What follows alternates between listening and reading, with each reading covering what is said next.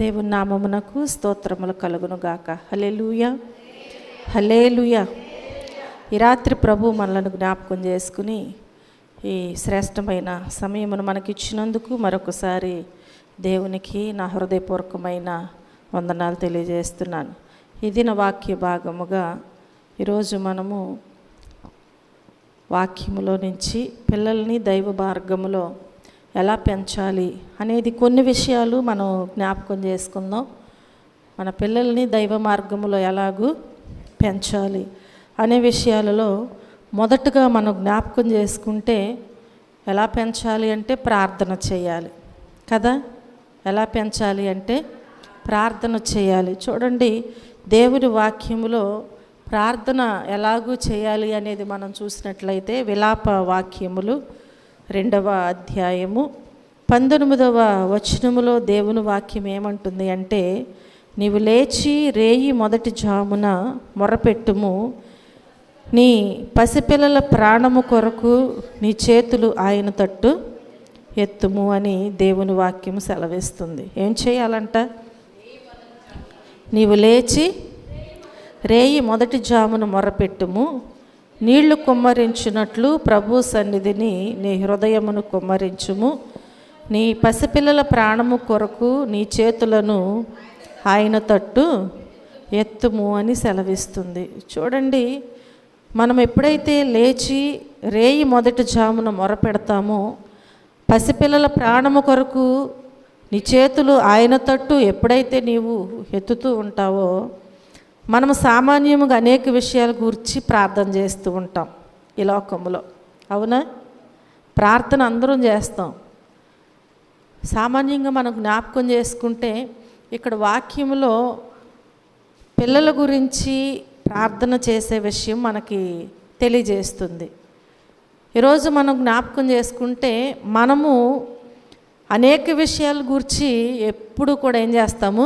ప్రార్థన చేస్తూనే ఉంటాం. వ్యక్తిగతంగా, అలాగే కుటుంబంగా, అలాగే సంఘ ప్రార్థనలో ఎప్పుడు కూడా ఏం చేస్తాము? పాలు పొందవచ్చు. కానీ మన స్వంత బిడ్డల విషయమై ప్రత్యేకంగా ప్రార్థించడానికి ఒక సమయం అంటూ కేటాయించిన వారు ఎంతమంది ఉన్నారు అనేది మనం జ్ఞాపకం చేసుకోవాలి. వ్యక్తిగతంగా, కుటుంబముగా, అలాగే సంఘముగా అందరూ ఉండి అన్నిటిలో కూడా పాలు పంపులు పొంది ప్రార్థించవచ్చు. కానీ ప్రత్యేకముగా నీ బిడ్డల కొరకు ప్రత్యేకంగా నీవు ఒక సమయమును కేటాయించి ప్రార్థన చేస్తున్నావా? జ్ఞాపకం చేసుకోవాలి. ఎందుకంటే పిల్లల్ని దైవ మార్గములో అంటే దేవుని మార్గములో పెంచాలి అంటే ఎలా పెంచాలి? మనం చూస్తే వారి కొరకు మనము ప్రార్థన చేయాలి. ప్రత్యేకముగా మనం ఏం చేయాలి? వారి కొరకు ప్రార్థన చేయాలి. కనుక ప్రియమైన దేవుని బిడ్డలారా, వాక్యములో మనం జ్ఞాపకం చేసుకుంటే అలా పిల్లల కొరకు ప్రత్యేకముగా దేవుని దగ్గర పెట్టి ప్రార్థించినటువంటి భక్తులను మనం చూస్తూ ఉంటాం. మనం యోబును జ్ఞాపకం చేసుకోవచ్చు. యోబును చూడండి, వారి విందు కాలములు 1వ అధ్యాయము 5వ వచనములో మనకు తెలియచేయబడద్ది. యోబు గ్రంథం 1వ అధ్యాయము 5వ వచనములో మనం జ్ఞాపకం చేసుకుంటే, వారి విందు దినములు పూర్తయిపోయిన తరువాతంట తన కుమారులు పాపము చేసి తమ హృదయములో ఒకవేళ దేవుణ్ణి దూషించారేమో అని అనుకునేవారంట. ఎవరు? తండ్రి పిల్లల విషయంలో ఏమని ఆలోచిస్తున్నాడు? వారి హృదయములో ఏదైనా దేవునికి వ్యతిరేకముగా పాపము చేశారేమోనని ఒక తండ్రి పిల్లల విషయంలో ఆలోచన చేస్తూ తన కుమారులు పాపము చేసి తమ హృదయములో ఒకవేళ దేవుణ్ణి దూషించారేమో అని వారిని పిలువనంపించి వారిని పవిత్రపరిచి ఏం చేస్తున్నారంట? అరుణోదయమున లేచి వారిని ఎప్పుడు లేచంట కదా. విలాప వాక్యముల్లో కూడా ఏమని సెలవిచ్చింది? రేయి మొదటి జామున నీవు నీ పిల్లల కోసం ఏం చేయాలి? మొర్రపెట్టాలంట. నీ పిల్లల కోసం. దేని గురించి అంటే మనం జ్ఞాపకం చేసుకుంటే దేవుని మార్గములో పెంచే విషయం గురించి. అర్థమవుతుందా? మనం ప్రార్థన చేస్తాం ప్రత్యేకంగా ఒక సమయంలో, లేదంటే సంఘ ప్రార్థనన్నా కుటుంబ ప్రార్థనన్నా ఎక్కడైనా ప్రార్థనకి వెళ్ళినా ఏ ప్రార్థనలోనైనా ఏం చేస్తారు? మీ పిల్లల కోసం వారికి ఉన్న అవసరతల కోసం చేస్తారు. ఒక కుటుంబానికి వెళ్ళినప్పుడు చాలామంది వాళ్ళ గురించి కూడా చేయటం మానేసి వాళ్ళ పిల్లల గురించి వారి అవసరతల గురించి చేస్తూ ఉంటారు. సంఘంలో ఏదైనా ప్రార్థన జరుగుతుంది అంటే సంఘ క్షేమం కొరకు కాకుండా వారి గురించి, వారి పిల్లల గురించి, వారి అవసరతల గురించి ప్రార్థన చేస్తూ ఉంటారు. జ్ఞాపకం చేసుకోండి, అవసరతల కోసము వారికి ఉన్న కష్టాల కోసం చేయటమే కానీ వారిని దేవుని మార్గంలో పెంచాలి, దేవుని మార్గంలో నడిపించాలి, దేవునిలో ఎదగాలి అని ఎప్పుడైనా ఆశతో పట్టుదలతో నువ్వు ప్రార్థన చేసేవా? అలా చేయరు అసలు. జ్ఞాపకం చేసుకోండి, వాక్యమైతే మనతో మాట్లాడి సెలవిస్తుంది, నీ పిల్లల కోసం చెయ్యండి అని. దేని గురించి అంటే దేవునిలో ఎదిగే నిమిత్తము. ఆ తరువాత మనం చాలా బాధపడుతూ ఉంటాం. అసలు నువ్వు ఎప్పుడైనా ప్రార్థన చేస్తే కదా నా పిల్లలు ఎప్పుడు కూడా దేవుని మార్గంలో ఉండాలి, దేవునితో ఉండాలి అని చెప్పి ఎప్పుడు ప్రార్థన చేయకుండా పెరిగి పెద్దవారై పాడైన తర్వాత మనం ఏడ్చి బాధపడిన ప్రయోజనము ఉండదు అసలు. కనుక ప్రియమైన దేవుని బిడ్డలారా, ఇక్కడ యోబును చూడండి, వారి పిల్లలు చిన్నపిల్లల చెప్పాలి, చిన్నపిల్లల కానే కాదు, వారు చిన్నపిల్లలు కాదు అసలు. జ్ఞాపకం చేసుకోండి ప్రియమైన, వీళ్ళు పసిపిల్లలు కూడా కాదు, వారు ఎదిగిన వారు. వారు ఎలాంటి వారు? ఎదిగిన వారు. ప్రియమైన దేవుని బిడ్డలారా, మనం జ్ఞాపకం చేసుకున్నట్లయితే అరుణోదయమును లేచి వారిలో ఒక్కొక్కని నిమిత్తమై దహన బలి నర్పించుచు వచ్చాను అని వ్రాయబడి ఉన్నది. ఎప్పుడు లేచంట అంటే ఈ రోజంతా కూడా తన పిల్లలు హృదయంలో ఒకవేళ దేవుణ్ణి దూషించారేమో, పాపము చేశారేమో అని చెప్పి ఆ ఉదయాన్ని అరుణోదయాన్ని లేచి వారి నిమిత్తము ఏం చేస్తున్నాడంటే దహన బలి అర్పిస్తున్నాడు, అంటే ప్రార్థన చేస్తున్నాడు. వారి పిల్లలు దేవుని దగ్గర ఏదైనా పాపము చేశారేమని చెప్పి ఏం చేస్తున్నారు? ప్రార్థన చేయించు వచ్చారు. కనుక మనం జ్ఞాపకం చేసుకున్నట్లయితే వీళ్ళు పసిపిల్లలు కాదు, ఎదిగిన వారే. కాబట్టి పాపం చేయటానికి అవకాశం ఉంది అని మనం జ్ఞాపకం చేసుకోవాలి. అదే చిన్నపిల్లలైతే వారిలో ఏ పాపము లేదు అనుకోవచ్చు, కానీ వీళ్ళు ఎదిగిన వారు కాబట్టి తప్పకుండా పాపం అనేది ఉంటుంది, అవకాశం ఉంది. కాబట్టి ఈ నిత్యము కూడా ఏం చేస్తున్నారు అంటే యోబు వారి నిమిత్తము దహన బలులు అర్పిస్తూనే ఉన్నాడు. హల్లెలూయా. అయితే ఈ రోజుల్లో మనం జ్ఞాపకం చేసుకున్నట్లయితే యోబు వలె ప్రార్థన అర్పణ చేయటం చాలదు అసలు. యోబులాగా ఒకవేళ ప్రార్థించి అర్పణ చేస్తే సరిపోతుందేమో అనుకోవచ్చు. ఆ రెండు ఇప్పుడు ఈ దినాలలో చాలవని చెప్పి మనము జ్ఞాపకం చేసుకోవాలి. హల్లెలూయా, హల్లెలూయా. కనుక ప్రియమైన దేవుని బిడ్డలారా, మనం చూసినట్లయితే వారికి ఇంకా ఎగస్ట్రా ఏం కావాలి అంటే సువార్త చెప్పాలి. ఏం చెప్పాలి? వారికి సువార్త చెప్పాలి. అలాగే మనం చూసినట్లయితే వారికి సువార్త చెప్పాలి. ఎందుకు అనేది ఒక్క విషయాన్ని మనం జ్ఞాపకం చేసుకున్నట్లయితే దేవుని వాక్యములో మనం చూసినట్లయితే, లేదంటే ఒక చిన్న ఉదాహరణ మనం చూస్తే, ఒక దీపం అనేది అందరికీ తెలుసు కదా, దీపం అనేది అందరికీ తెలుసు. చూడండి, ఈ దీపానికి నూనె ఒత్తి ఉంటే వెలగదు. అది నూనె ఒత్తి ఉంటే వెలుగుద్దా? చెప్పాలి.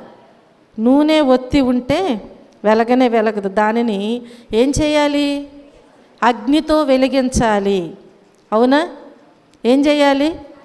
అగ్నితో వెలిగించాలి. కాబట్టి మనం జ్ఞాపకం చేసుకున్నట్లయితే అప్పుడప్పుడు ఆ ఒత్తిని ఒక్కొక్కసారి నలపాల్సి వస్తుంది. అవునా? నూనె ఉంది, ఒత్తి ఉంది కదా, వెలగొచ్చు కదా అంటే అది వెలగదు. ఏం చేయాలి? దాన్ని అగ్నితో వెలిగించాలి. అలాగే కొన్నిసార్లు ఆ ఒత్తిని నలపాల్సి వస్తుంది మరలా. మనం జ్ఞాపకం చేసుకున్నట్లయితే ప్రియమైన దేవుని బిడ్డలారా, ఈ అలాగుననే మనం ఈ పిల్లల్ని కూడా ఏం చేయాలంటే సవరిస్తూనే ఉండాలి. ఎల్లప్పుడూ కూడా ప్రతిదినము కూడా ఏం చేయాలి? సవరించాలి. నా స్నేహితులు పిల్లల్ని క్రమశిక్షణలో, అలాగే క్రమశిక్షణ అనే పేరుతో ఇంట్లోనే పెట్టి చదివిస్తూ ఉంటారు. నా స్నేహితుడు లేదా నా స్నేహితురాలు, నేను కూడా అలాగే చేయాలి అనుకోవద్దు. అసలు పిల్లలకి ఫ్రీడమ్ ఇవ్వాలి. పిల్లల్ని చక్కగా అన్ని విషయాలలో బయటికి పంపించాలి. కానీ వాళ్ళు చేస్తున్నారు వీళ్ళు చేస్తున్నారు అన్నట్లుగా కాకుండా మనం ఏం చేయాలంటే మన పిల్లల్ని అన్ని విషయాలలో ముందుకు పంపించాలి. తిరిగి మరలా మన పిల్లల కోసం ఏం చేయాలి? మనము ప్రార్థన చేస్తూనే ఉండాలి. ప్రార్థన చేయటమే కాదు, వారిలో ఉన్నటువంటి ప్రతి తప్పుల్ని కూడా మనం సవరిస్తూ ఉండాలి. వారికి వాక్యాన్ని తెలియజేస్తూ వారిని దేవునిలో ముందుకి నడిపించే వారముగా ఉండాలి. హల్లెలూయా, హల్లెలూయా. కనుక ప్రియమైన దేవుని బిడ్డలారా, ప్రతి తప్పును కూడా సరిచేసేది ఏది అంటే వాక్యమే. ఆ వాక్యం ఎప్పుడైతే నీ హృదయంలోకి వెళుతుందో నీలో ఉన్న లోపాన్ని అదేం చేస్తుంది? సరిచేస్తూ ఉంటుంది. కానీ ఈ చెవితో విని ఈ చెవితో విడిచిపెడితే సరిచేస్తుందా? చేయదు అసలు. ఎందుకని? అది మన హృదయంలోకి వెళ్ళలేదు కాబట్టి అది మనలో పని చేయదు. కనుక మన హృదయంలోకి వెళ్ళాలి వాక్యము. అప్పుడే ఆ వాక్యము మనతో మాట్లాడుద్ది, మన లోపాలన్నది సరిచేస్తూ ఉంటుంది. హల్లెలూయా, హల్లెలూయా. కనుక ప్రియమైన దేవుని బిడ్డలారా, యవ్వన బిడ్డలకు స్వేచ్ఛ ఇవ్వాలి, వారిని అన్నిటిలో ముందుకు నడిపించాలి. కానీ అధిక స్వేచ్ఛ మాత్రం ఇవ్వకూడదు. అధిక స్వేచ్ఛ ఇవ్వటానికి వీల్లేదు. చూడండి, వారి ప్రవర్తన మనం ఎప్పుడు కూడా గమనిస్తూనే ఉండాలి. అసలు నాకు తెలియదండి, నేను అనుకోలేదండి అని అంటాం. అది చాలా పొరపాటు. ఎప్పుడు కూడా ఏం చేయాలి? మనము గమనించుకుంటూనే ఉండాలి. ప్రార్థనలో, కుటుంబ ప్రార్థనలో ఎప్పుడు కూడా వారిని కూర్చోబెట్టాలి. ఆదివారము సంఘానికి తీసుకువెళ్ళాలి. ఎక్కడికి తీసుకెళ్ళాలి? ఆదివారం సంఘానికి తీసుకువెళ్ళాలి.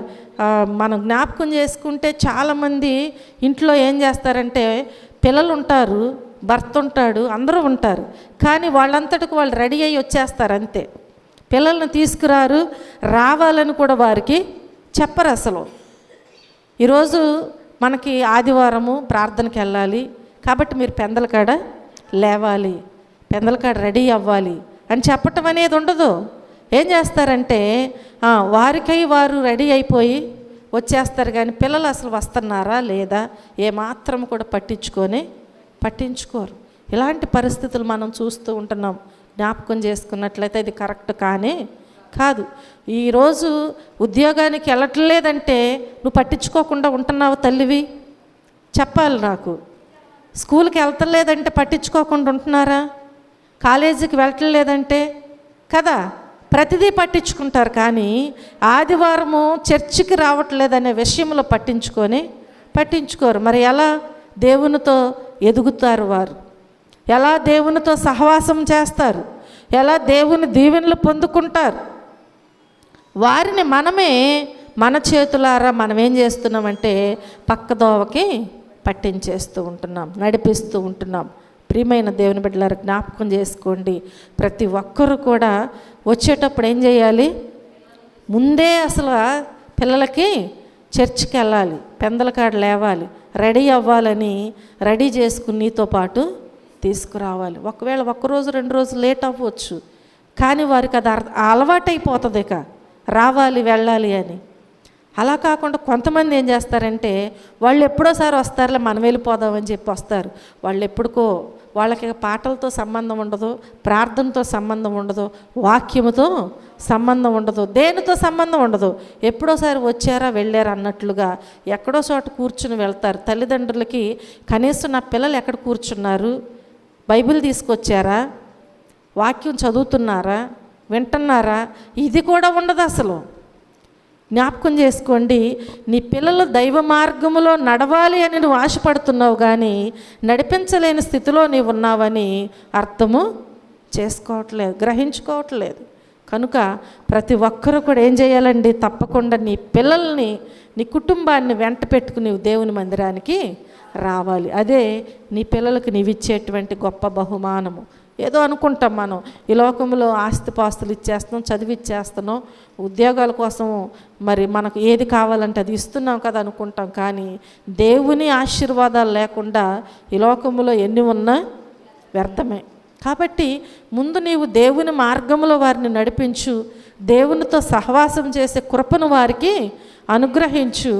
వారు దేవుని మార్గంలో నడుస్తూ దేవుడిచ్చే ఆశీర్వాదాలు తప్పకుండా వారు పొందుకుంటారని నేను మీకు తెలియచేస్తున్నాను. హల్లెలూయా, హల్లెలూయా. మొదటగా ఏం చేయాలి? పిల్లలను దైవ మార్గంలో పెంచాలంటే ప్రార్థన చేయాలి. రెండవదిగా మనం చూస్తే బోధించాలి.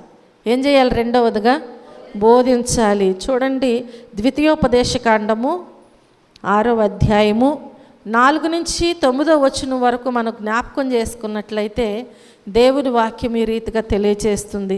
నేడు నేను నీకు ఆజ్ఞాపించు ఈ మాటలు నీ హృదయములో ఉండవలెను అంటుంది. అర్థమవుతుంది కదా?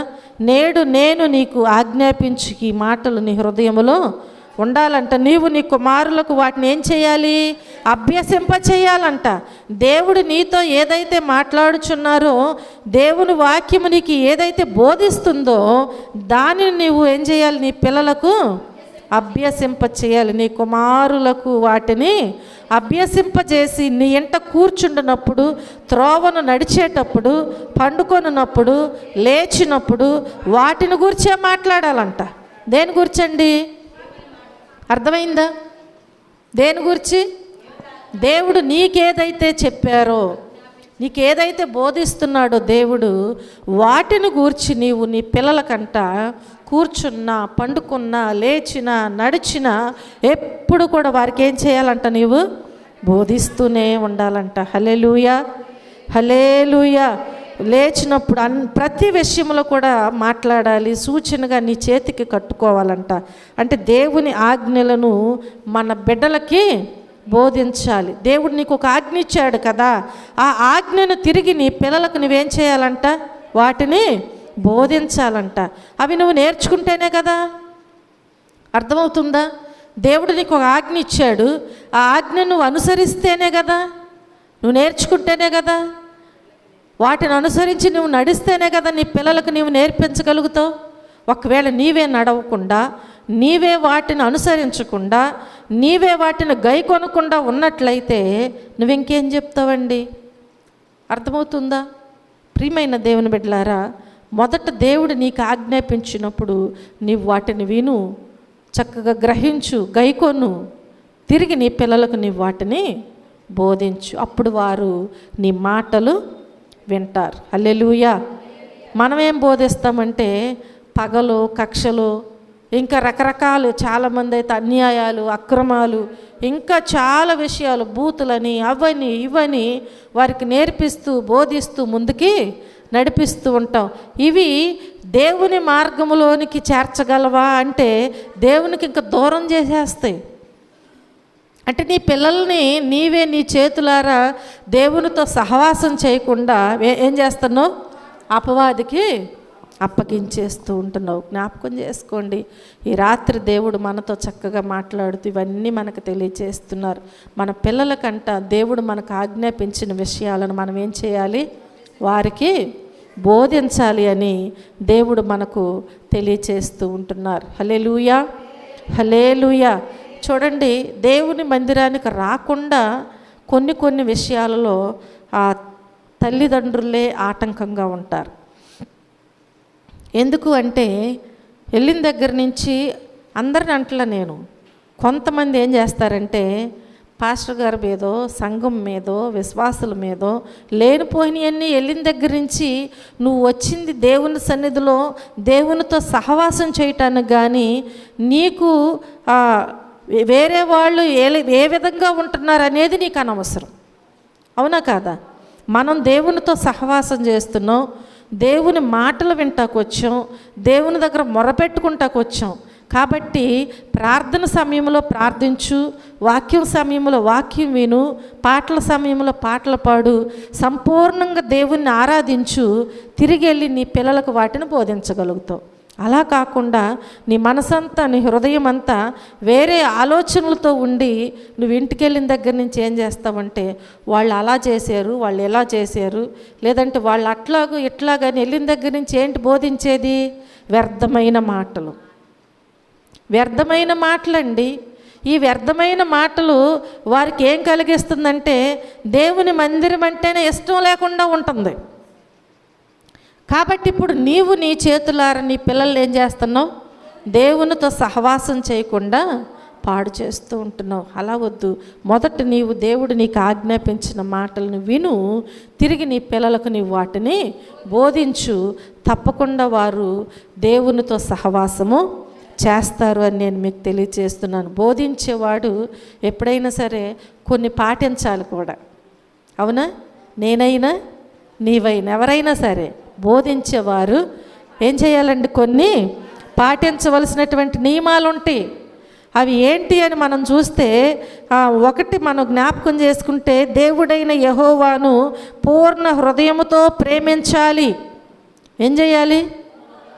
ఎవరైతే బోధించాలి నా పిల్లలకు, నా కుటుంబానికి, లేదంటే విశ్వాసులకు, లేదంటే నా సహోదరులకు, లేదంటే నా తోటి వారికి, అనేకులను నేను దేవుని మార్గంలోనికి నడిపించాలి అని ఎవరైతే ఆశపడుతూ ఉంటారో వారు మొదటగా దేవుడైన యెహోవాను పూర్ణ హృదయముతో ప్రేమించాలి. ఎలా ప్రేమించాలి? పూర్ణ హృదయముతో ప్రేమించాలి. అలా నీవు ప్రేమించుకోకుండా ఇంకొకరిని ప్రేమించమని బోధిస్తే వారు ప్రేమించగలరా అంటే ప్రేమించలేరు. హల్లెలూయా. రెండవదిగా చూస్తే వాక్యమును హృదయములో ఉంచుకోవాలి. నువ్వు పాటించవలసిన నియమాలలో రెండవది ఏంటి? వాక్యమును నీ హృదయములో ఉంచుకోవాలి. నీ హృదయం నిండా కక్షలు, లేదంటే పగలు, లేదంటే అవి ఇవి పాపముతో నింపబడటానికి వీల్లేదు. మనకు ఉపయోగపడేది, మనల్ని బ్రతికింపజేసేది, మంచి మార్గంలో నడిపించేది, దేవునితో మంచిగా సహవాసం చేయటానికి నేర్పించేది ఏదంటే దేవుని వాక్యం. ఆ వాక్యం ఎక్కడ ఉండాలి? హృదయంలో ఉండాలి. అర్థమైందా? మూడవదిగా చూస్తే కుమారులకు అభ్యసింపచేయాలి. కుమారులకు ఏం చేయాలి? అభ్యసింపచేయాలి. నాలుగవదిగా ఎప్పుడు వాటిని గూర్చే మాట్లాడాలి. ఎప్పుడు కూడా ఏం చేయాలి? వాటిని గూర్చే మాట్లాడాలి. అంటారు కదా, పెద్దల సామెత ఉంటుంది, ఏదో ఒక రాయి తగులుద్ది అంటారుగా, వేయిగా ఒక రాయి అన్న తగులుద్ది అంటారు కదా. నువ్వెప్పుడు దేవుని మాటలు చెప్పు. నువ్వు విన్నదాన్ని నీ హృదయంలో భద్రపరుచుకున్న దాన్ని నీ పిల్లలకు చెప్తా ఉంటే ఎప్పుడో ఒకసారి ఏదో ఒక మాట వారికి తగులుద్ది. అది గట్టిగా పట్టుకుంటుంది అప్పుడు. హల్లెలూయా. ఇక నువ్వు ఏడవ అవసరం లేదు. దేవునితో సహవాసం చేస్తారు అప్పుడు నీ పిల్లలు. అలాగే మనం చూసినట్లయితే చేతికి కట్టుకోవాలి. చదివాం కదా ఇవన్నీ. ఏం చేయాలి? చేతికి కట్టుకోవాలి. అలాగే ద్వారబంధాల మీద రాసుకోవాలి. మేము రాసుకుంటామండి అనవచ్చు.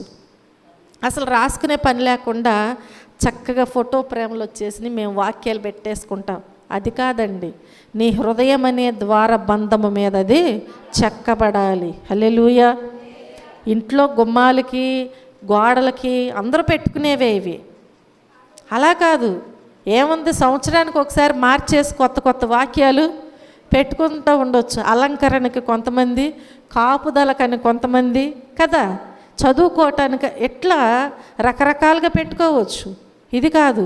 ఎక్కడ రాసుకోవాలి? అది నీ హృదయం అనే ద్వారబంధము మీద దానిని రాసుకోవాలి. ఆరవదిగా చూస్తే రక్షించిన యెహోవాను మరవకుండా ఎప్పుడు కూడా ఏం చేయాలి?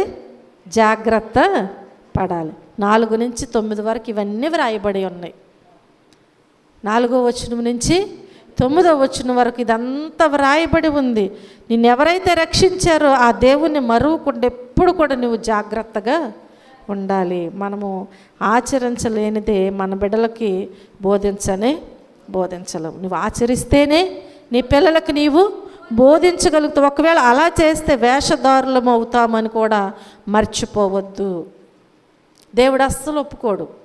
మనం ఆచరించుకోకుండా ఇంకా మన పిల్లలకు నేర్పించాలనుకోవటం చాలా కరెక్ట్ కానే కాదు అసలు. మనం ఎలా ఉన్నా సరే చాలామంది అంటారు వాళ్ళు పూర్తిగా మారరు, మా ఆయన మారట్లేదండి అంటారు.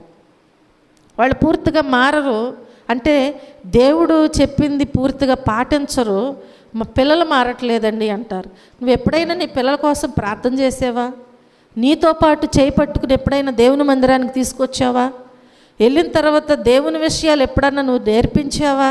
ఇవేవీ చెయ్యం. కనుక ప్రియమైన దేవుని బిడ్డలారా, మనము ఒకవేళ మనం పాటించకుండా మన పిల్లలు పాటించాలి అని అనుకోవటం కరెక్ట్ కానే కాదు. చూడండి, మనం జ్ఞాపకం చేసుకుంటే మోషేను బైబిల్లో ఉన్నారు కదా, మోషేను అలాగే సమూయేలుని వారి తల్లిదండ్రులు ఎలా పెంచారు కదా. పాలిస్తూ కూడా ఎప్పుడు కూడా తల్లి ఏం చేసేదంట? దేవుని గురించే, దేవుని ప్రజల గురించే మర్చిపోవద్దని చెప్పి ఏం చేసేదంట? పసి పిల్లోడు, పాలు తాగే పిల్లోడు దగ్గర నుంచి చెప్తానే ఉన్నారు. అందుకే వారు పెరిగి పెద్దవారై దేవుని పనిలో వారు బలవంతులుగా సాగిపోతూ ఉంటున్నారు. హల్లెలూయా.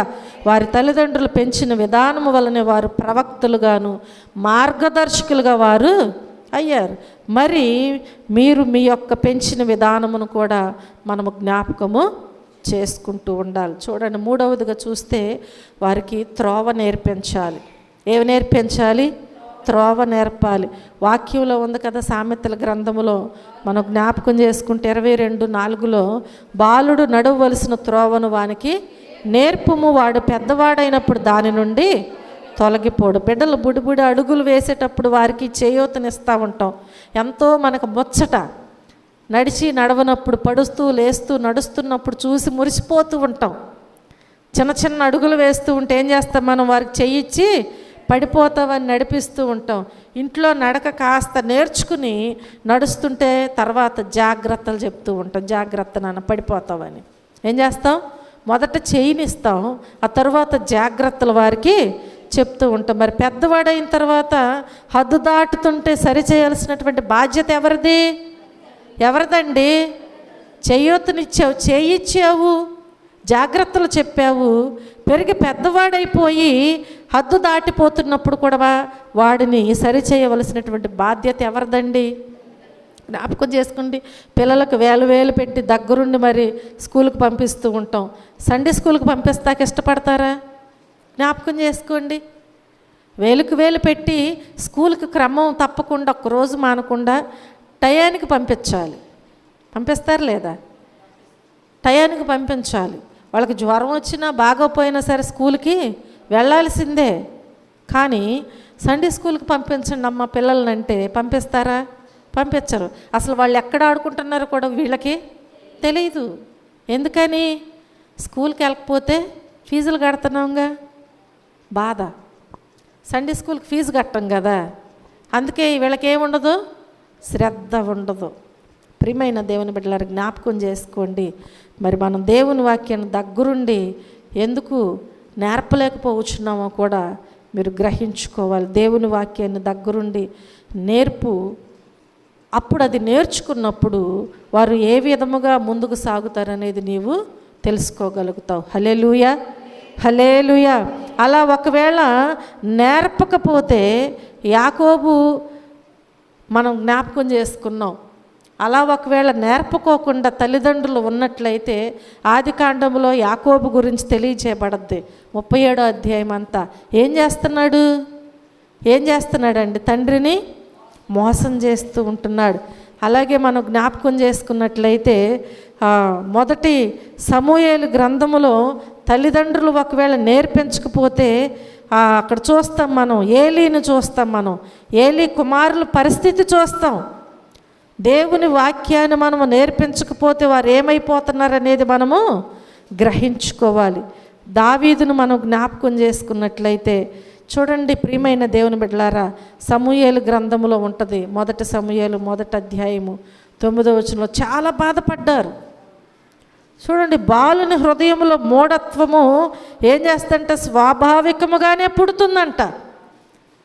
బాలుని యొక్క హృదయంలో మూఢత్వం అనేది ఎలా పుడుతుందంట?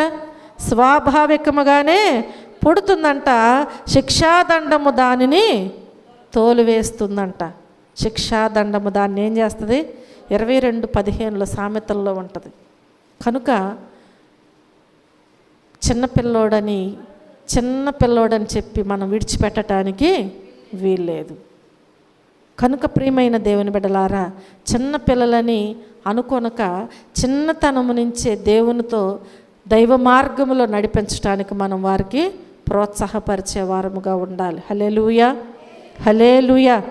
4వదిగా మనం చూస్తే, దేవుని మార్గములో వారు నడుచుకోవాలి అంటే మనం ఏం చేయాలంటే వారిని బండకు కొట్టాలి.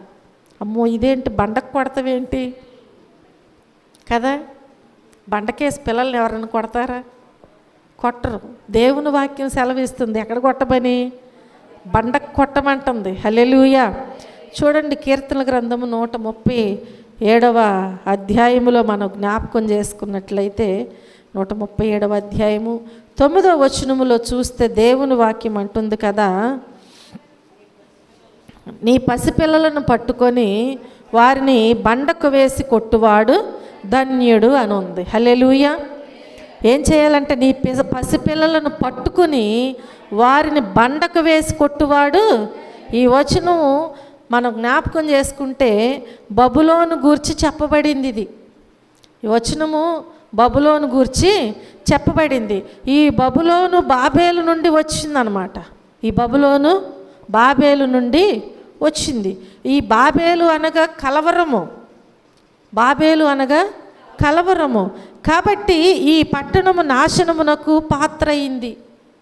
కనుక ఈ పట్టణము ఈ రీతిగా ఉంది. కనుక మనం ప్రకటన గ్రంథంలో జ్ఞాపకం చేసుకుంటే, ప్రకటన గ్రంథం 14వ అధ్యాయంలో 8వ వచనములో మనం చూసినట్లయితే దేవుని వాక్యం సెలవిస్తుంది కదా, వేరొక దూత అనగా 2వ దూత అతని వెంబడి వచ్చి మహోద్రేకముతో కూడిన తన వ్యభిచార మద్యమును సమస్త జనములకు త్రాగించిన ఈ మహా బబులోను కూలిపోయేను అని చెప్పాను. బబులోనికి ఏమైంది అర్థమవుతుంది కదా, ఈ మహాబబులోను కూలిపోయిందంట. అది ఎలా ఉందంట, మహోద్రేకముతో కూడిన తన వ్యభిచార మద్యమును సమస్త జనులకు త్రాగించినటువంటి మహాబబులోను పట్టణముగా ఉందంట. కాబట్టి ప్రియమైన దేవుని బిడ్డలారా, ఆ పట్టణపు పిల్లలను బండకేసి కొట్టువాడు ధన్యుడు అని ప్రవచనం ప్రస్తుత లోకాన్ని బబులోనుతో పోల్చవచ్చు. ఇప్పుడు ప్రస్తుతము ఉన్నటువంటి పరిస్థితులను బట్టి దేంతో పోల్చవచ్చండి? బబులోనుతో పోల్చవచ్చు. చిన్న పిల్లల దగ్గర నుంచి మద్యానికి బానిసలైపోతున్నారు, మత్తు పదార్థములకు బానిసలైపోతున్నారు, వారి ఆరోగ్యాలు పాడు చేసుకుంటున్నారు, ఎవరిని లెక్క చేయట్లేదు అసలు వారిక.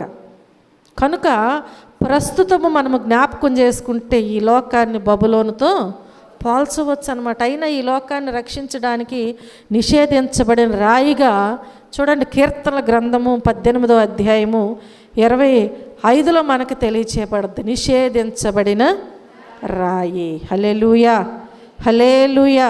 చూడండి, ఎఫెసీయులు 2:20లో పునాది రాయిగాను వ్రాయబడుద్ది, పునాది రాయిగా. కీర్తన 78:15లో పగలగొట్టబడిన బండగా.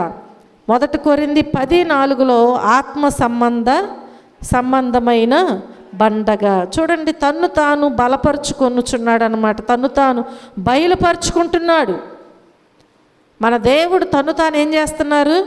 బయలుపరుచుకొనుచున్నారు. ఆ బండ ఎవరు అంటే మన ప్రభువైన యేసుక్రీస్తే. ఆ బండ ఎవరై ఉన్నారు? క్రీస్తే అయి ఉన్నారు. ఆ బండకేసి కొట్టేటువంటి తల్లిదండ్రులు ధన్యులంట. అర్థమైంది ఇప్పుడు? బండకేసి కొట్టమన్నారు కదా వాక్యంలో. ఏ బండకేసి కొట్టాలి? క్రీస్తు అనే బండకేసి నీ పిల్లల్ని కొట్టండి. ఎప్పుడు? పిల్లలంటే పసిపిల్లలని వ్రాయబడి ఉన్నది. నీ పిల్లలు పసిపిల్లలుగా ఉన్నప్పుడే వారిని ఏం చేయాలి? క్రీస్తు అనే బండకేసి కొట్టాలి. హల్లెలూయా, హల్లెలూయా. చిన్నతనం నుంచి ఎక్కడికి నడిపించాలి? సండే స్కూల్ టీచర్ దగ్గరికి మన పిల్లల్ని పంపించాలి. పంపిస్తున్నారా? పంపించరు. సండే స్కూల్కి వెళ్ళకపోయినా ఎవరు పట్టించుకోరు. చూడండి, 5వదిగా మనం చూస్తే దేవుని వాక్యాన్ని మనము మాట్లాడాలి. దేవుని వాక్యాన్ని మాట్లాడాలి. చూడండి, ద్వితీయోపదేశకాండము 6వ అధ్యాయము 7వ వచనములో మనం చూసినట్లయితే, చదివారు కదా ఇందాక, 6:7లో చూసినట్లయితే, నీవు నీ కుమారులకు ఏం చేయాలంట? వాటిని అభ్యసింపజేయాలి. ఇంకా మనం చూస్తే వాటిని గురించి మాట్లాడాలి. అర్థమైందా? అంటే దేవుని వాక్యాన్ని మాట్లాడాలి. నీ పిల్లల్ని దైవ మార్గంలోనికి నడిపించాలి అని నీవు ఆశపడినట్లయితే నీ పిల్లలకి నువ్వేం చేయాలి? దేవుని వాక్యాన్ని మాట్లాడాలి. హల్లెలూయా. బైబుల్ మనకి ఎంతకొచ్చేస్తుంది? ఎంతకొస్తుందండి? ఏమన్నా లక్షల్లో వేలల్లో ఉందా? 200 రూపాయలు పెడితే బైబిల్ వస్తుంది. నార్మల్ బైబిల్ 200 పెడితే, లేదంటే 250, ఎంతో పెరుగుతున్నాయి కదా రేట్లు, వస్తున్నాయి. మనము లక్షల్లో మన పిల్లలకి అడిగిన ఎన్ని కొంటామో? నీ ఇంట్లో 4 ఉంటే 4 బైబిళ్ళు ఉండయా? జ్ఞాపకం చేసుకోండి. ఒక బైబిల్ పట్టుకొని అందరూ తిరిగితే ఎట్లాగండి? ఎవరి బట్టలు వాళ్ళకే ఉండాలి, ఎవరి భోజనం వాళ్ళకే వండాలి సరిపడాగా, ఎవరి కట్టుకునేవి, తినేవి, త్రాగేవి అన్నీ ఎవరి వాళ్ళకే. ఒక ప్లేట్ కొనుక్కుని ఒకళ్ళ తర్వాత ఒకళ్ళు 4 తిందామని అనుకుంటారా? ఒక గ్లాస్ పెట్టుకుని అనుకుంటారా? లేదు. అన్నీ ఎగస్ట్రా దాచుకోవాలి, కొనుక్కోవాలి, అన్నీ పెట్టుకుంటాం. కానీ బైబిల్ మాత్రం అందరికీ కొంటలేదు. ఎందుకనండి? మాట్లాడేది ఎవరని? దేవుని వాక్యం. అది లేకపోతే ఎట్లా? కాబట్టి ప్రియమైన దేవుని బిడ్డలారా, చక్కగా అందరూ బైబిల్ కొనుక్కోండి. ఆ బైబిల్ పట్టుకుని ఎక్కడికి రావాలి? ఒకవేళ 200, 300, 500 అని చెప్పి డబ్బుల వైపు చూడొద్దు. లేచిన దగ్గర నుంచి కష్టపడేది దేనికంటే డబ్బులు సంపాదించుకోవటానికి. వాటిని వ్యర్థమైన వాటి కొరకు ఎన్ని ఉపయోగించట్లేదు. చూడండి, మనకు విలువైనది పరిశుద్ధమైనటువంటి బైబిల్ గ్రంథము మనకు వచ్చేస్తుంది. ఒకవేళ నువ్వు 200 కనుక 250, లేదంటే ఒక 500 నువ్వు ఖర్చు పెట్టినట్లయితే చక్కగా నీకు ఆ బైబిల్ నీకు వస్తుంది. కానీ అది మానవుని యొక్క హృదయానికి అంతు పట్టనదని చెప్పి జ్ఞాపకం చేసుకోవాలి. మానవుని యొక్క హృదయానికి అది అంతు పట్టనిది. ఆ వాక్యాలను దినదినము ధ్యానించుకోవటానికి అవకాశము ఉంటుంది. కాబట్టి ఆ వాక్యాన్ని ఏం చేయాలి? దినదినము ధ్యానించాలి. వాటిని గురించి పిల్లలతో ఏం చేయాలి? మాట్లాడాలి. ఎంతసేపు ఆ డ్యూటీకి వెళ్ళొచ్చావు, అక్కడ ఏమైంది, ఏం జరిగింది, ఇవి అడిగి తెలుసుకుంటాం. లేదంటే ఇదిగో ఈ వ్యాపారం, ఈ బిజినెస్ చేస్తున్న దీంట్లో ఎన్ని లాభాలు వచ్చినాయి, నష్టాలు వచ్చినాయి అని ఇవి మాట్లాడుతూ ఉంటాం. లేదంటే కుటుంబంలో ఏంటి, అది ఇది అన్నీ మాట్లాడతాం. కానీ వాక్యం విషయాలు మాత్రం పిల్లలకి చెప్పము. కనుక మీరు జ్ఞాపకం చేసుకోండి, బయట విషయాలు కాకుండా దేవుని వాక్యం గురించి మాట్లాడండి. తప్పకుండా దేవుని మార్గంలో వారు నడుచుకుంటూ ఉంటారు. 6వదిగా మనం చూస్తే బెత్తం వాడాలి. ఏం వాడాలి? వాడతారు. ఎవరిష్టం వచ్చినట్లు వాళ్ళు కొట్టేస్తారు పిల్లల్ని ఎక్కడ పడితే అక్కడ. ఒకవేళ చూడలేక నానమ్మో అమ్మమ్మో వెళ్తే, నీకెందుకు, నా పిల్లలు నా ఇష్టం అని కూడా అంటారు. ఆ బెత్తాలు వాడితే ఏమవుతుందండి? ఇష్టం వచ్చినట్టు కొడితే ఏమవుతుంది? మొగిరితనం వచ్చేస్తుంది, మొండికేస్తూ ఉంటారు. ఇంకా మనం చూస్తే వాళ్ళకి బలహీనలు అయిపోతారు. మనం జ్ఞాపకం చేసుకున్నట్లయితే సామెతల గ్రంథం 13వ అధ్యాయము 24వ వచనములో మనం చూస్తే, బెత్తము వాడని వాడు ఏమంటుంది దేవుని వాక్యం? ఎవరంట? బెత్తం ఎవరైతే వాడరో వాళ్ళు ఎవరికి విరోధులంట? అర్థమవుతుందా? కుమారునికి విరోధి అంట. హల్లెలూయా. కాబట్టి ఇప్పుడు మనం ఏం చేయాలి?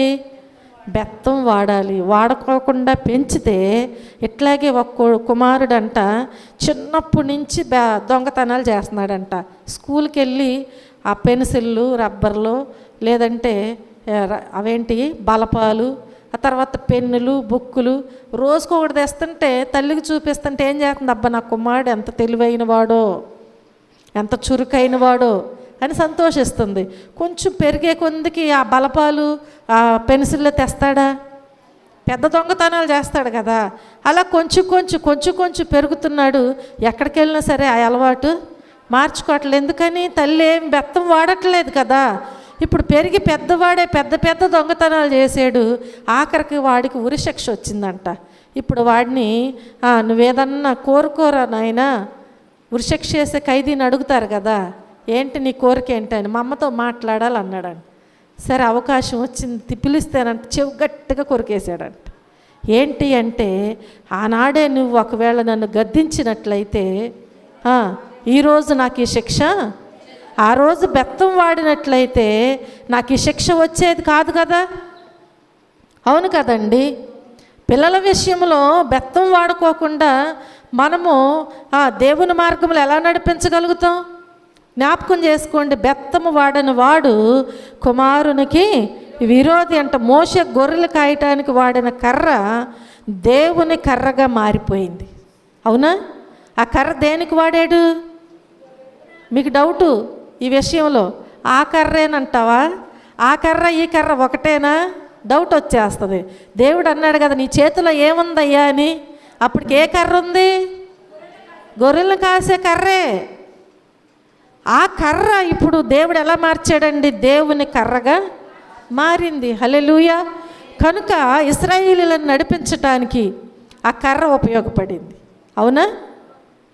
గొర్రెలను కాసే కర్ర అంటే ఈ కర్రతో బెత్తాన్ని గొర్రెలకు వాడాడు. హల్లెలూయా.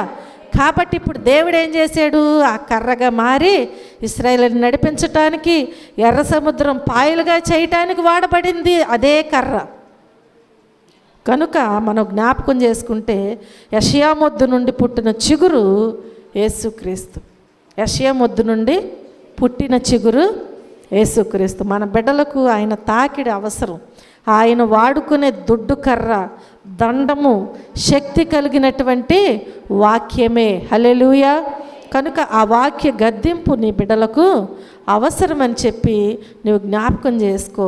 నీ పిల్లలకు చక్కగా దేవుని మాటలు తెలియచేయి. హల్లెలూయా. 7వదిగా మనం చూస్తే ప్రతిష్ఠించాలి. 7వదిగా ఏం చేయాలి? ప్రతిష్ఠించాలి. ఆయనను ప్రభువుకి ఏం చేయాలంట? లోకాసు వార్తలో మనం జ్ఞాపకం చేసుకుంటే 2వ అధ్యాయం 24వ వచనంలో ఆయనను ప్రభువుకి ప్రతిష్ఠించడానికి యెరూషలేమునకు తీసుకుని వెళ్ళారు తల్లిదండ్రులు. ఎవరు? మరియా, యోసేపు. ఎవరైనా ఆయనంటే మన ప్రభువైన బాలుడైన యేసుక్రీస్తుని తీసుకువెళ్ళారు. చూడండి, నిర్గమకాండం 13:12 చెప్పబడినట్లుగా ఆ ధర్మశాస్త్ర ప్రకారము యూదులలో పుట్టినటువంటి ఈ తొలిచూలు బిడ్డలను దేవునికి ప్రతిష్ఠించాలి. పాత నిబంధనల ధర్మశాస్త్రం ప్రకారముగా ఇక్కడ మనం చూస్తూ ఉంటున్నాం. అంటే అందరూ కదా, అందరూ అంతే కదా. కనుక ప్రియమైన దేవుని బిడ్డలారా, ఈ 1 పేతురు 2వ అధ్యాయం 9వ వచనంలో దేవుని వాక్యం ఏమంటదంటే, అక్కడ ఏర్పరచబడిన వంశమును, రాజులైన యాజక సమూహముగా, పరిశుద్ధ జనమును, ఆ దేవుని సొత్తైన ప్రజలమై ఉందుము అని వ్రాయబడద్ది. అర్థమవుతుందా? కాబట్టి అందరూ కూడా యేసుప్రభు వారు లేదంటే ధర్మశాస్త్ర ప్రకారం ఆ కాలంలోని కాదు, దేవుని వాక్యము చెప్పబడినట్లుగా దేవునికి ఏం చేయాలంట? ప్రతిష్ఠించుకోవాలి, ప్రతిష్ఠించాలి. కొన్ని మనం ప్రతిష్ఠించుకుంటాం మన పిల్లల విషయంలో. నా కొడుకు ఇదే అవ్వాలి, నా కుమార్తె ఇదే అవ్వాలి, డాక్టర్ అవ్వాలి, లాయర్ అవ్వాలి, లేదంటే ఇంజనీర్ అవ్వాలి కదా, లేదంటే ఇంకా రకరకాలుగా మనము ప్రతిష్ఠించుకుని అనుకుని అలాగ ప్రయాసపడుతూ ఉంటాం. కానీ దేవునికి ప్రతిష్ఠించు. దేవుడిచ్చిన నీ బిడ్డను నువ్వేం చేయాలి? దేవునికి ప్రతిష్ఠించాలి. హల్లెలూయా. ఎందుకంటే ఏర్పరచబడిన వంశము, రాజులైన యాజక సమూహముగా, పరిశుద్ధ దేవుని పరిశుద్ధ జనముగా, దేవుని సొత్తైనటువంటి ప్రజలమై ఉంటాం మనం ప్రతిష్ఠించుకుంటే. కనుక ప్రియమైన దేవుని బిడ్డలారా, అర్థమైందిగా అందరికీ? దేవునికి ప్రతిష్ఠించబడాలి. హెబ్రీయులకు రాసిన పత్రిక 12:1 మీ శరీరములను ఆయనకు సమర్పించుకొనుడి. హల్లెలూయా. ఏం చేయాలంట? మీ శరీరములను ఆయనకు సంపూర్ణముగా ఏం చేయాలంట? మనము సమర్పించుకోవాలి. ఆయనకు సమర్పించుకొనుడి. మన శరీరాన్ని ఆయనకు సమర్పించుకోకుండా, మన పిల్లలను మనం ఆయనకు ప్రతిష్ఠించకుండా మనం ఎలా ముందుకు సాగగలము? కనుక ప్రతి ఒక్కరు కూడా మొదట మిమ్మలను మీరు దేవునికి ప్రతిష్ఠించుకోండి. దేవుని మార్గములో నడవండి. ఆయన మాట చొప్పున నడవండి. తప్పకుండా దేవుడు నీకు జ్ఞానం ఇస్తారు. నీ పిల్లలు నడిపించేటువంటి ధైర్యాన్ని దేవుడు నీకు అనుగ్రహిస్తారు. మన బిడ్డలను దేవునికి ప్రతిష్ఠించి దేవుని సన్నిధిలో నిత్యము ఎదుగునట్లుగా వారికి వాక్యం బోధించి త్రోవను నేర్పి వాక్యముతో వారితో మనము మాట్లాడుతూ వారిని బండకేసి కొడుతూ ప్రార్థించి దేవునికి సమర్పించాలి. ఇన్ని చెయ్యాలి. అప్పుడే మన కుటుంబము భూలోకములోనే ఎలా ఉంటుందంటే ఒక పరలోకములో ఉన్నట్టుగా ఉంటుంది మన కుటుంబం. హల్లెలూయా. అట్టి కృపా భాగ్యము దేవుడు మనందరికీ దయచేయునుగాక. ఆమేన్. ప్రార్థన చేసుకుందాం. అందరు మోకరించినట్లయితే ప్రార్థన చేసుకుందాం. ఈ రాత్రికాల సమయంలో దేవుడు మనతో మాట్లాడి ఉన్నారు. విన్న వాక్యమును అనుసరించి మనము జీవిస్తూ మన పిల్లలకు నేర్పిద్దాం. తప్పకుండా దేవుని కృపను మనము పొందుకుంటాం. ప్రేమ కలిగిన తండ్రి, కృప కలిగిన మా దేవ, మా రక్షకుడా, మీ పరిశుద్ధమైన నామమునకు లెక్కలేని కృతజ్ఞతాస్తుతులు, స్తోత్రములు, వందనాలు తెలియజేస్తున్నాం ప్రభువా. అయ్యా, మీ ఉచితమైన కృపను బట్టి, ప్రేమను బట్టి రాత్రికాల సమయంలో మాతో మీరు మాట్లాడిన వాక్యమును బట్టి మీకు వందనాలు, స్తోత్రములయ్యా. అవును ప్రభువా, మా బిడ్డలను నా తండ్రి అయ్యా, ఇదిగో నా ప్రభువా, మీ మార్గములో ఎలా పెంచాలి అనేది మీరు మాకు తెలియచేసినటువంటి గొప్ప దేవుడు అయ్యా. ప్రార్థించాలన్నావు ప్రభువా, బోధించాలన్నావయ్యా, త్రోవ నేర్పించాలన్నావు, బండకు కొట్టాలన్నావయ్యా, దేవుని వాక్యాన్ని వారితో మాట్లాడాలన్నావు, బెత్తము వాడాలన్నావు, ప్రతిష్ఠించాలని సెలవిచ్చావు ప్రభువా. అవును తండ్రి, ఆ రీతిగా నా ప్రభు మేము మా పిల్లల విషయంలో ఉంటూ మేము సాగిపోవచ్చు నాయన. అయ్యా, మీ దీవెనలు పొందుకోవటానికి, అయ్యా మీ మార్గంలో నడుచుకోవటానికి మీ సహాయం అందించమని వచ్చిన బిడ్డలందరినీ మీ చేతులకు అప్పగిస్తూ మీరే నా తండ్రి నాయన బిడ్డలందరితో మాట్లాడి బలపరిచినందుకు వందనాలు తెలియజేస్తూ యేసుక్రీస్తు అతి శ్రేష్టమైన నామములో ఈ ప్రార్థనా మనవులు అడిగి వేడుకుని పొందుకొని ఉన్నాము మా పరమ తండ్రి. ఆమేన్. మన తండ్రి అయిన దేవుని ప్రేమ, కుమారుడైన యేసుక్రీస్తు కృప, పరిశుద్ధ ఆత్మని యొక్క అన్యోన్య సహవాసము, ఆదరణ ఇప్పుడు ఎల్లప్పుడూ సదాకాలము తోడై ఉండి ఆదరించి రక్షించునుగాక. ఆమేన్.